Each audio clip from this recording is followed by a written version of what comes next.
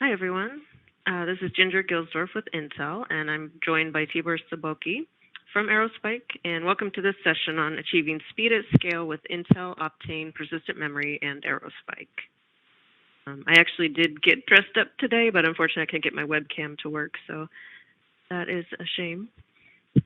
Tibor and I will be going through a couple of things on persistent memory and how it works with Aerospike.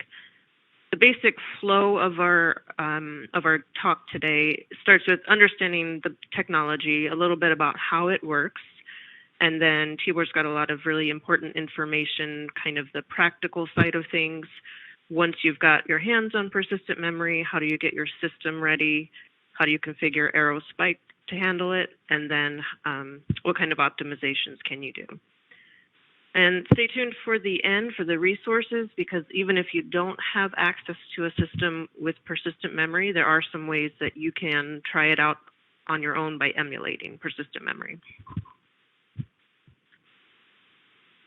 Oh. Okay, I think you should be able to see the agenda now.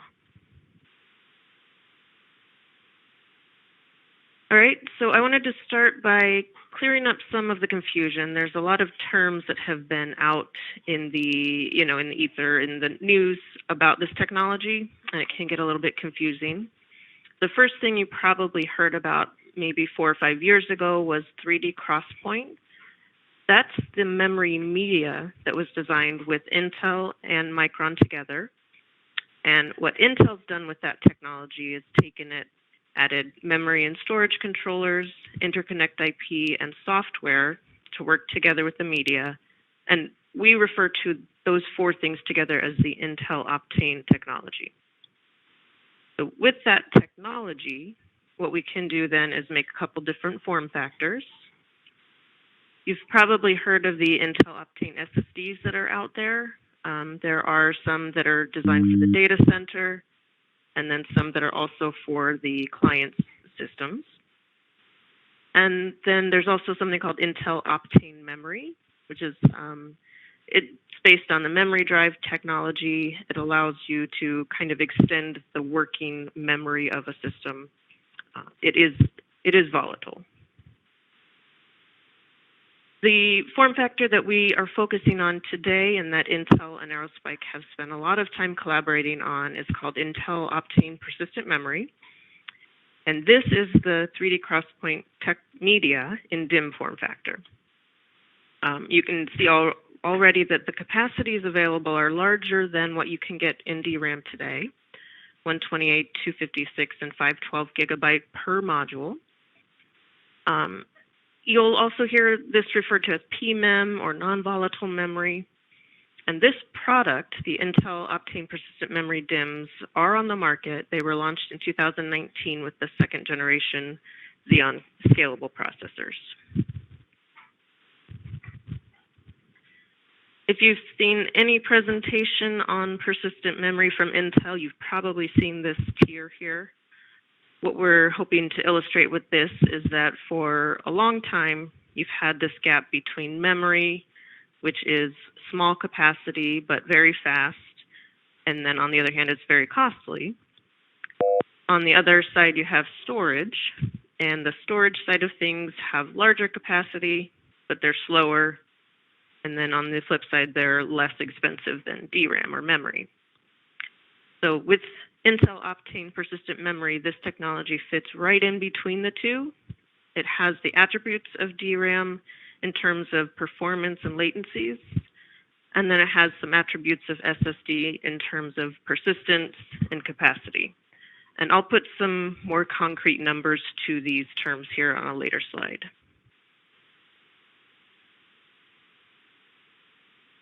Another thing you might hear in the press are the different operating modes that Intel Optane Persistent Memory can be used in. On the left, I'm showing, in some ways, the easier mode to enable, the one that's called plug and play. It's called memory mode. And even though the persistent memory media itself is persistent, in memory mode, we're treating it as if it's volatile memory. There's an encryption key that's used As soon as the system's shut down, that encryption key is discarded, and the memory, anything that's stored on there, cannot be accessed again. But with this mode, essentially DRAM becomes the cache for your persistent memory. So your application is really only going to see, say you have a terabyte of persistent memory in your system, that's what your application sees to work with. And then anything can be pulled from persistent memory into the DRAM cache and then up through the other caches as well, up and down. So this mode is one that shows large memory. It allows you to expand your memory footprint at a lower cost, and it's completely transparent to the operating system. All of the exchange between DRAM and persistent memory is handled by the hardware. On the right side, we're seeing AppDirect mode, which is a little bit more challenging to enable for, but also gives you the benefit of the media itself, which is that it's persistent. With AppDirect mode, your applications can see whatever DRAM's in the system as regular memory, and then it also has a separate pool of persistent memory. So the application itself has to be able to distinguish and allocate memory specifically from persistent memory. With this AppDirect mode, you're getting the low latency persistent memory. Your data is persisted even across the reboot. And like I mentioned, you do have to modify your your application in order to take advantage of this. But this is what Aerospike's done. It's a little bit of extra work, but I think it has a lot of extra benefits for the end user. I'm not going to spend a whole lot of time on this, but in the links at the end of the presentation, there's some information from SNIA, which is the Storage Networking Industry Association. And this illustrates the different ways that an application can interact with a persistent memory device.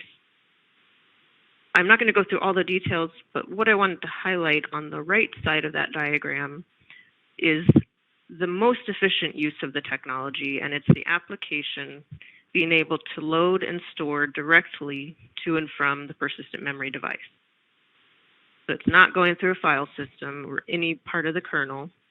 You're bypassing all of that. It's not being cached. It's called direct access, load and store from the application to the persistent memory device. And just of note, the Persistent Memory Development Kit is an industry-wide collection of software libraries that can work with any persistent memory device. And it has taken the SNIA programming model and implemented a set of libraries to help you do a lot of tasks. So there's a lot there, but you can certainly go and read more about it if you would like. Okay, with this new technology, since it is DRAM-like in speed, but we need to persist the data, we do have to do some additional work to ensure persistence. If you're working with data that's been loaded from the persistent memory device and it's in the core or the caches, once you write to that data, it's not going to be visible to your persistent memory device until it exits the caches and enters the memory controller. At that point, when it's on the memory controller, if the system were to crash, you lose power, anything that's in the memory controller will then be flushed to persistence. So you can persist these writes in two ways, one being just the normal cache pressure, but that leaves you vulnerable to, like I mentioned, system failures, and you might lose information that's in the caches. So the only way to guarantee that your writes are persisted is to add some explicit flushes. These are handled in the Persistent Memory Development Kit automatically, but you can certainly go in and do them yourself. The Aerospike index that's built with the persistent memory support chooses to flush the caches only during the shutdown process. So you need to be aware of that that if your system does crash unexpectedly, you might have lost some data and you will need to rebuild the index. The data in persistent memory version does flush during runtime, so you can be sure that any changes you make to your data are persisted.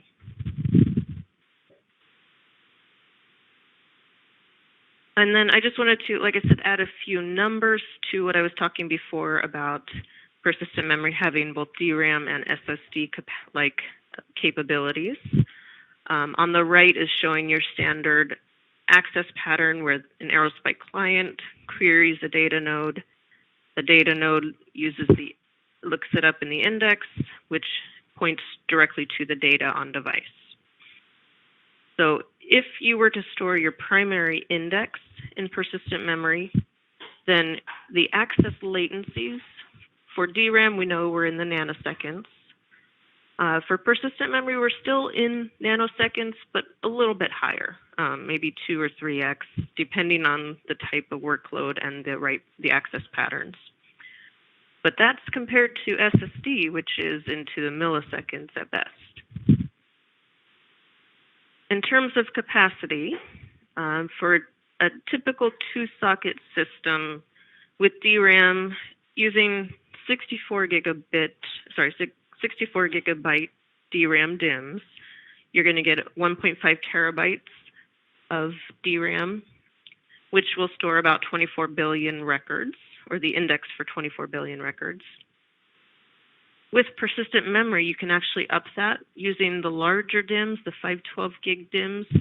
You can store 6 terabytes of index data, and that corresponds to 96 billion records. And then for if you were to store it in SSD, you know you've got a lot more capacity there. Persistent memory is, of course, persistent, even on a shutdown, even on a reboot. Whereas with DRAM, the only time you get this warm start is if you shut down the process, don't reboot the system, and then restart Aerospike. So there's just a little bit of the background behind Intel Optane persistent memory. And then when we go on, Tibor will be able to tell you, like I said, some of the details about how to actually implement this. So Tibor, I'll pass it off to you. Thank you, Ginger. Sure. Hang on a minute.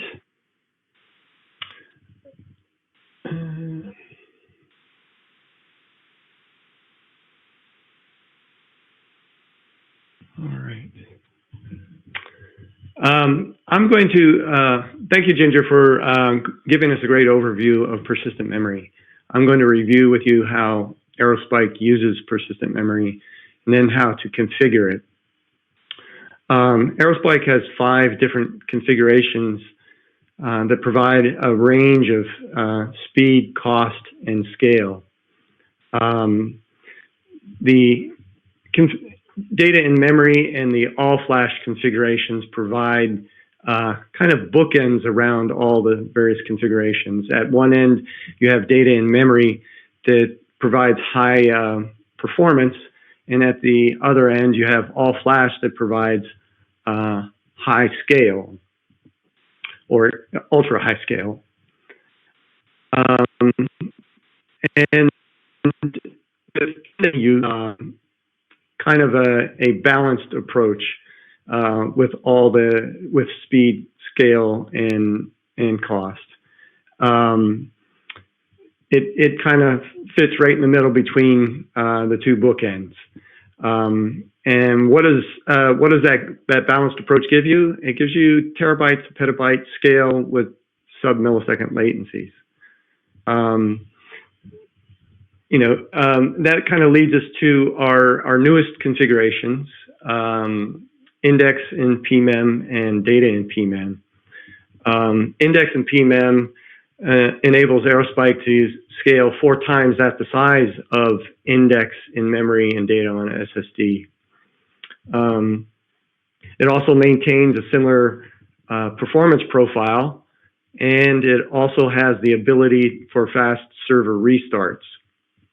The restarts are measured in seconds versus minutes and hours.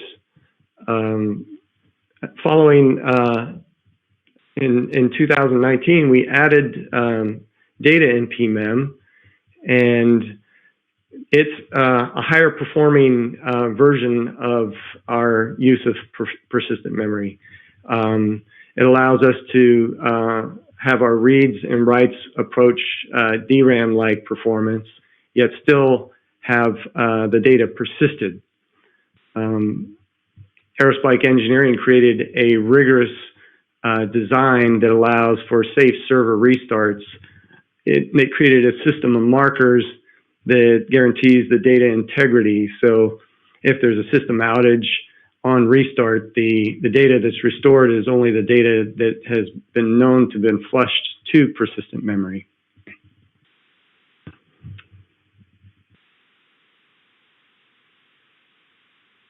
So for the rest of my talk, I'm going to take a look at how persistent memory is configured for Aerospike.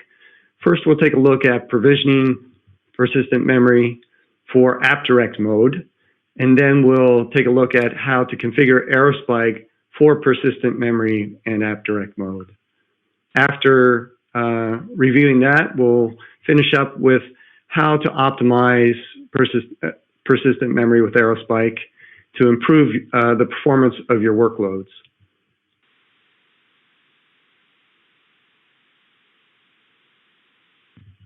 Oops. How did I go back? There we go. First, we'll take a look at a couple of the tools that are used in managing persistent memory. The first is IPM-CTL. IPM-CTL is a utility that was developed by Intel to manage Optane persistent memory modules. It is a utility that allows you to configure or set the operational mode for persistent memory. And it allows you to set some of the other operational settings like interleaving, for example. The other tool that is used for provisioning is the non-volatile device control. It's a Linux-based utility that primarily does the segmentation of the persistent memory. It also sets the type of, or the access mode for persistent memory. Both tools have a little bit of overlapping functionality, but you can think of IPM-CTL as the tool that manages the operational behavior, whereas NDCTL is used for managing segmentation of the persistent memory. So now let's take a look at provisioning PMEM. There are 4 basic steps for provisioning persistent memory. The first is the goal, and in the process of creating a goal, you're setting the operational mode. In this case, it's AppDirect mode versus memory mode. And you also set a number of other things like interleaving. Interleaving the setting determines whether or not NVDIMMs are accessed individually or in parallel. The NVDIMMs, when they're accessed in parallel, provide a better performance. So that is the mode we prefer for running Aerospike. As a result of creating a goal, regions of persistent memory are created per socket on the system. So if you have 2 sockets in the system, you'll have 2 regions created after executing the goal creation. With those 2 regions, we can use those to create the namespaces and set the access mode for persistent memory. The access mode that we use is FSDAX, and that's File System Direct Access. And that allows you to allocate persistent memory as files and then access the persistent memory through memory mapping. As a result of creating the namespaces, you will note that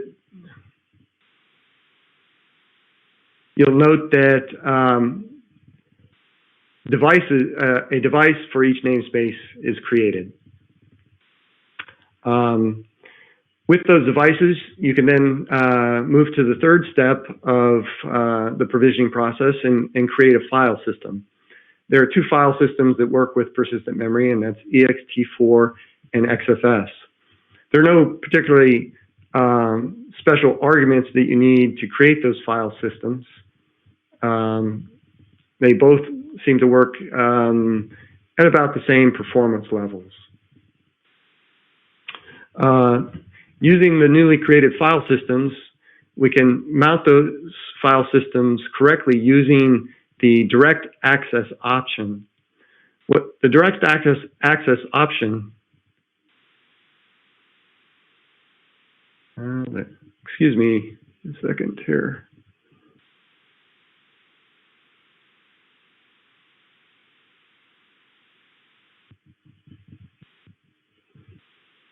The direct access option allows the operating system to direct any traffic around the normal block I/O path and access persistent memory directly.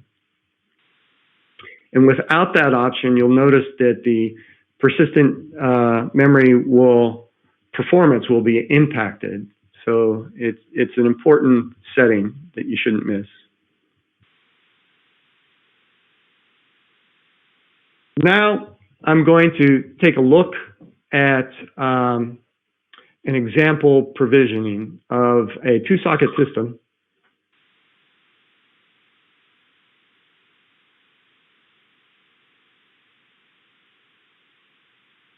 Oops.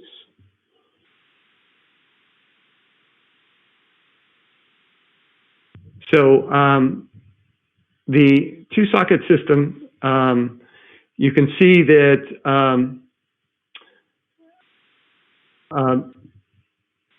we're using 12 NVDIMMs, and the first step is creating the goal. We use IPM-CTL, and we set the app direct mode, and you notice that there is no interleaving mentioned in the command line there. Interleaving is enabled by default, so you won't see it in the command line. As a result of entering the command, IPM-CTL will respond with a list of NVDIMMs that's going to be used in the goal creation. You'll notice here that 6 of the DIMMs are on socket 0 and 6 of the DIMMs are on socket 1. You'll also notice that there's only 126 gig per NVDIMM that's listed. When you're using persistent memory, each DIMM will use a small percentage of that persistent memory as or for metadata, and so the application won't have access to that small amount of persistent memory. After you've entered it,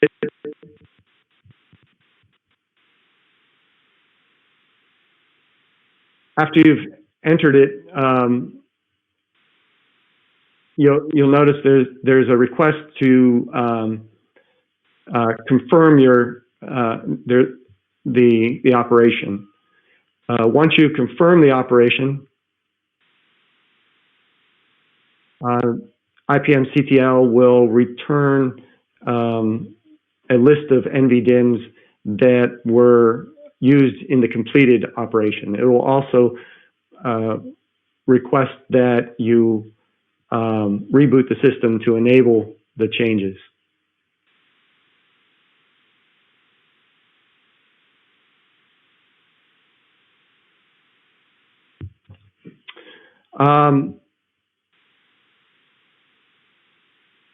Now, after you create the goal, it creates two regions, and in order to list the regions, you can use the NDCTL tool with the -R option. And you can see that there was one region created for socket 0 and one region created for socket 1.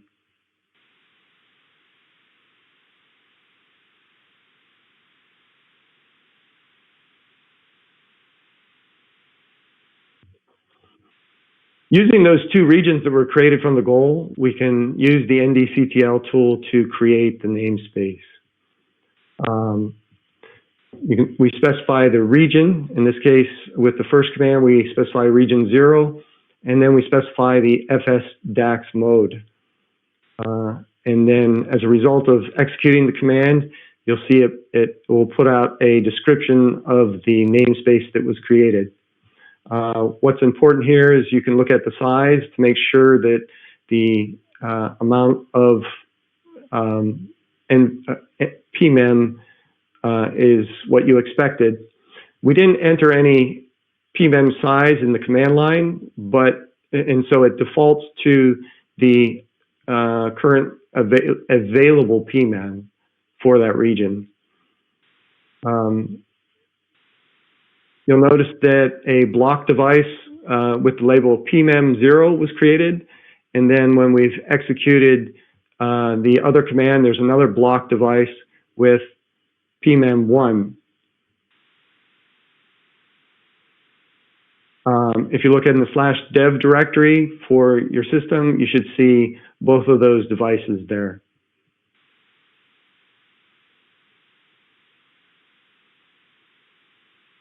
So now, using these newly created devices, we can create a file system, the ext4 file system. And here with the first command, we're creating a file system with PMEM0. The block size that was specified here was used for alignment related to the 2 megabyte pages that were used on the system.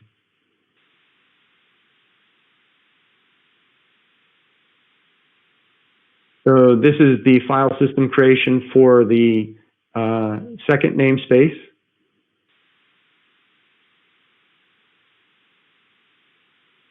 And now we apply the DAX option to those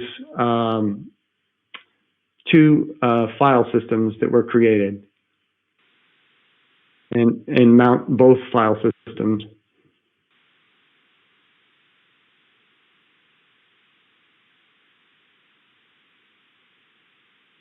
So now, after mounting both file systems, we're ready to configure the persistent memory for Aerospike. Aerospike is configured through a single configuration file that's located at /etc/aerospike.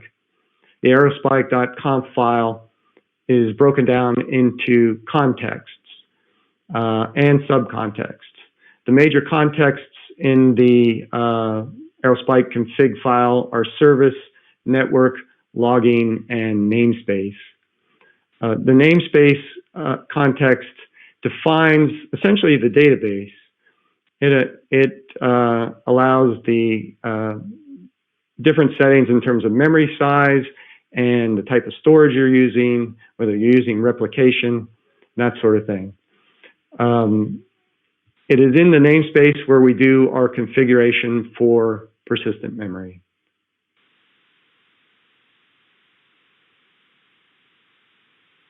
So we're going to take a look at 3 different configurations of, or 3 different namespace configurations. They're going to be a progression. We're going to start with the index in memory with data on SSD, and then we're going to add to that to create the index in PMEM with data on SSD. And then we'll go ahead to the third example and show you how to modify it to create data in PMEM. So here you'll notice the namespace has the name test. The replication factor is 1. Memory is that's used is 30 gig.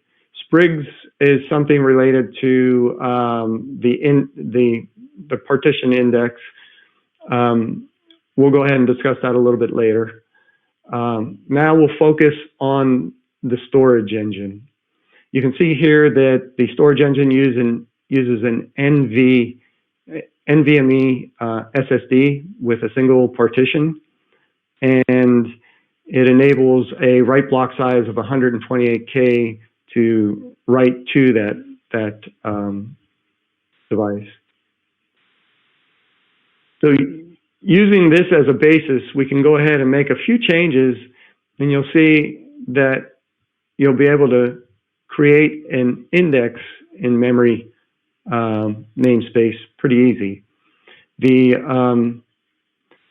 namespace, everything at the top is the same. So you see that we kept the replication factor, the memory used, and the sprigs.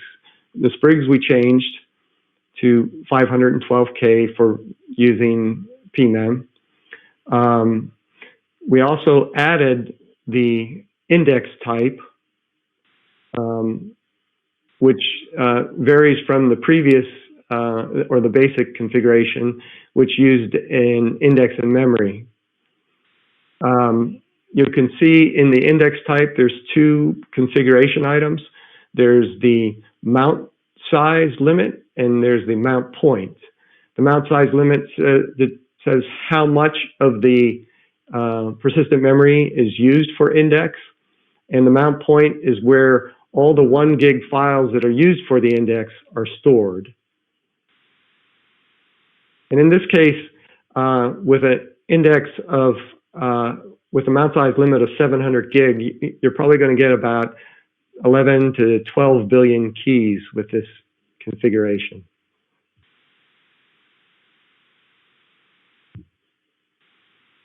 So finally, we are on our last configuration where we're configuring for data in PMEM.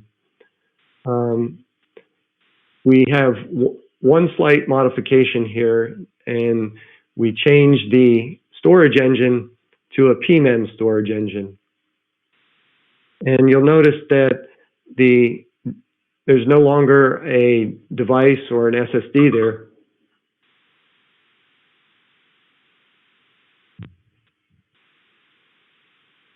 Looks like there's a question. I'll go ahead and take a look at the question toward the last few minutes here.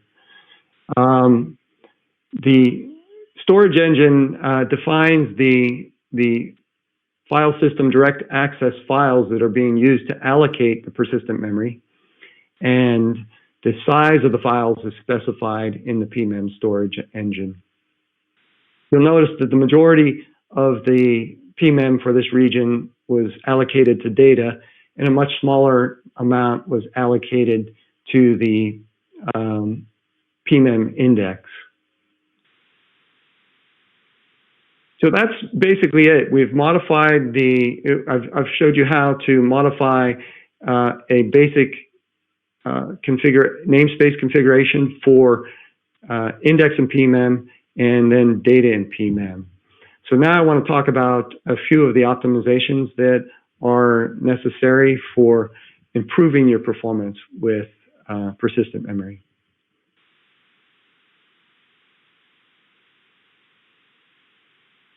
The first is data locality, and remote persistent memory accesses are really expensive. Your latencies will go up and your throughput will go down. So we recommend that you use on a 2-socket system 2 instances of Aerospike, 1 instance per socket, and that you pin the instance to those sockets. Now there's a few ways you can do that. You can do that with NumaCTL and manually pin each instance to its own socket. Or you can use Aerospike's Numa pinning mode. It's beyond the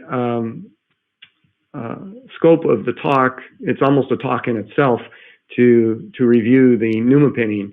You can take a look at the Aerospike website to get more details, but it is important to try and enable that for your persistent memory configurations. The next thing we take a look at are the service threads. The service threads are normally 5 times the logical cores on a server. When we're doing NUMA pinning, we set the service threads to just the number of logical cores on the system. Our third performance change was regarding the number of files that we have in the PMEM storage engine. You noticed earlier that there were 4 files. After a lot of testing and research, we determined that 4 is optimum, especially for write-only and mixed workloads. The 4 what the number of files determines is how many threads are actually hitting the PMEM or the NVDIMMs. And from some of the research, 4 simultaneous threads are kind of optimum. And looking at read-only, if you're doing a read-only workload, you may be able to increase that number a little bit. You'll have to experiment. But you would probably max out at probably 17 to 23 files. One thing to discuss when you first start a system up and load it with data is that with the FSDAX mode, you're going to trigger page faults. For every first access to a page of PMEM, it's going to trigger a page fault. That page fault is going to create a lot of latency and lower throughput.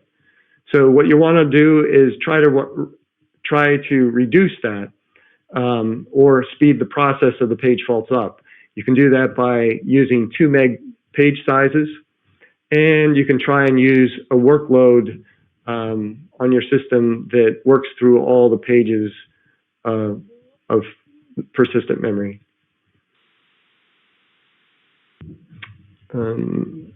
Let's see, our final item to improve performance are the number of sprigs.